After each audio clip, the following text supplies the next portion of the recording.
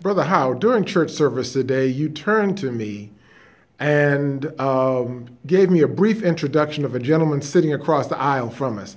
Tell us who this gentleman is sitting beside you. Well, this is Pratt, and he's a former Navy SEAL that spent a number of years in the Navy, and he was involved in the war in the Middle East and was captured on a mission. And he, along with a number of other Navy SEALs, how many, Aaron? 21. 21. And they were mistreated, tortured, and all those things. And if I'm correct, I think you were the only one that survived all this. Yeah, he's the only survivor of those 21 Navy SEALs. So now, Brother Pratt, Yes, sir. the sermon today was about a second chance. Was that sermon really entitled the Aaron Pratt Sermon? Oh, yes. This is why I love my church so much. It's because the Spirit not only leads me here, but it invests in me when I come. In the sermons and the fellowship, especially with Brother Howe. I call him Dad. Makes this a worthwhile event for me. It's synergizing. And second chances is ironic that the sermon says second chances because I heard a whisper when my wife and I were homeless, torn between social and economic challenges. This church saved our lives. We were facing an astronomical amount of years because we are also of the formerly incarcerated populace. But we use that not as a hideous means to give our testimony, but as a means to show how graceful and second chance and how merciful God is, because he has become our all-out resource, and that has sustained us. And I think that's what has made us faithful in being planted at Kansas Avenue SDA Church. You know, Go ahead. I pointed him out to you because he was so exuberant and shouting out. And I didn't want you to think, as other new people come into church, to think he was somebody who's off his head. But he's got a reason to shout out and be proud and be glad because he was given this second chance. Yeah. Brother Pratt, tell us your story about your POW experience, if you would. Well, briefly, it was a cold water operation in Libya. What year? This is like in 83, 84. I came home in like mid-85. But during that time frame, I've seen a lot of hatred from, we form a bond as teammates on this elite team of people, and but the color of skin always came in to contaminate the bond, and that was the primary reason our mission became unmissionable, and we failed at our mission to serve our country. And segue into the fact of captivity, it just made it even more difficult because now I'm watching the very men that wanted to do something to me due to the color of my skin die while I yet live. I had an experience with my toenails. I've had them pulled off 3 times. I've had electric shock. I've had beatings beyond measure. These are some of the things, but the most hideous thing I've ever seen is watching people die and be stacked up like trash. And these were my fallen brothers. And so in coming home, I didn't know how to respond to America not loving me.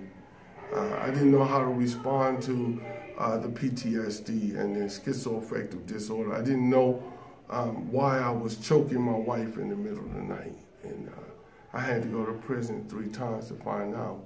And it wasn't until I got out in 2012 that I found a friend named Trevor Connor here at the deathbed of a friend of a funeral that I was asked to eulogize. And in doing that, I found a brotherhood here in Kansas. And after that, I was able to have friends that were able to be my community to help me prayerfully get through what I still hadn't been diagnosed for. But then when I went to the military and they began to look at my records, I began to see things that were very dark about them. My records didn't match their records, and I'm still trying to get my benefits right now. And at last I was told that my pills have ran out, exhausted. So I live solely by faith. I follow only the Spirit. I don't attach myself to mess anymore. Those dark days of losing those people that I've lost are beyond me. And this is why when I come in the house of the Lord, I'm grateful. I'm grateful. I know this is a conservative culture, but how can I be conservative when one night in 1984, it was dark and I was in a bamboo cage in a pit 7 feet down and leeches on me and men crying out, didn't want to sleep in their urine and their defecation. They'd rather die right then. It was that night that I called out and heard God tell me, you shall live, Aaron, and not die. And when I come to worship, I bring my gratitude, I bring my worship, because no pill, they want me to take 26 pills every day to cope with life. No, my RX is Jesus. My RX is the brotherhood and the family I have acquired here at Kansas Avenue. I have a coalition of churches. I have a ministry named Second Chance Alliance Reentry Program. God has specifically called me and my wife to this work. And so we work with homeless veterans. We work with disadvantaged youth. We travel the United States with no money. I want to make sure you understand that. So this is why you can see God in it and not us. We do this sheerly by the leading of the Spirit. And we do hold conferences, and we have a pardon me clinic that we put together. We have a reentry network, hub of people that we do restorative justice with. We're fighting for even some of the refugees right now, political prisoners. We're very proactive in our ministry. Can you see it? Yeah, you can see it. It's on WordPress. It's on Facebook. We have a God-sized delivered website. Just find us, Google our names, Aaron Pratt or Second Chance Alliance Reentry Program. Feel free to research us. Do your due diligence. Maybe you could become a partner with us. We'd love to have you as a partner. Brother Howe, Yes. having Brother Pratt and his wife here in your church, what does that do for the members of this church? Is there a level of inspiration? Is there a level of witness that they provide to the members of Kansas Avenue and to this Riverside community? Yes, he's very inspirational to the church. We have a group here called the Kansas Avenue Armed Forces Committee. And we put on an Armed Forces Day program here every year around the last Sabbath in May. And all the military people get together and we have a wonderful service. We've had Chaplain Barry Black here on numerous occasions to speak. And Aaron has been recognized by our group and given an award that is emblematic of his doings, of what he's done. And he doesn't know it, but we have some greater things in store for him coming down the road. Amen. Amen, Dad. Amen. Aaron, when you were a POW, when you watched men around you who had wanted to distance themselves from you because of your color and your background, and you watched them fall, and you survived, what made you survive where they did not? You know, I think it has a lot to do with what I was raised with. I come from a polytheistic culture. My mom was Pentecostal. My father was Islam, Sunni. So I had to blend in immediately to being able to adapt in various cultures. My father also was a lieutenant colonel in the Army. He flew fighter pilot helicopters. So it was strict. The bed had to be made like it was when I was going through. It gave me a more sense of determination. It made me aspire more because I had a father that said, hey, we don't fail, we multiply. I had a father that believed that education was paramount to any human being becoming essential or helpful in life. So when I saw people crumbling, even through buzz training, I mean, you know, not ringing that bell is an arduous task. Your body hurts. You can't even raise your toothbrush some days to brush your teeth. Perseverance is tough. That's an innate quality I believe that men have to be bred with early.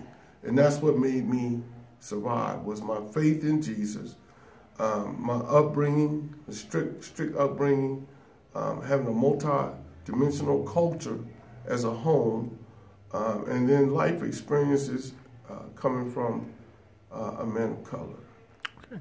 So, any final comments or any final words of inspiration to regular members, to refugees, to struggling veterans? Anything you want to share with them to give them hope? This is the first thing I would recommend to all those classes of individuals. Find you a God-inspired church home. Make that home your community. Work within that nucleus of that community to become family members. Because I found my dad here. I have a dad and brother Howe. The Eagle Award that I was recipient of, it took the place of the denial of my country to me. And I was so liberated and free from this family member at this church that saved my wife and our life. So if you're struggling, you feel alone, you can't seem to hear God tell you where to go to be planted, feel free to come to Kansas Avenue. You can look me and Aaron up anywhere in this building. If we're here, we're going to serve you. We're going to become your family. And we'll introduce you to our family here in Jesus' name. Have faith in Jesus. Have faith in Jesus. Open the book. Find the scripture. Stand on it. Don't look at natural circumstances. Keep your eyes on the promises of God.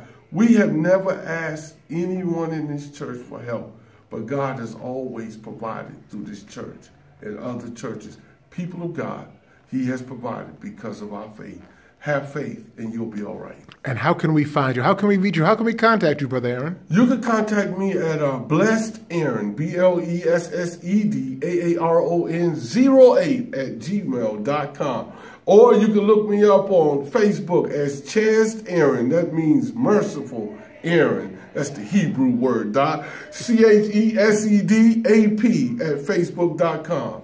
And from that link, you can find us anywhere. Thank you very much. Thank you, Brother Howe. Sure.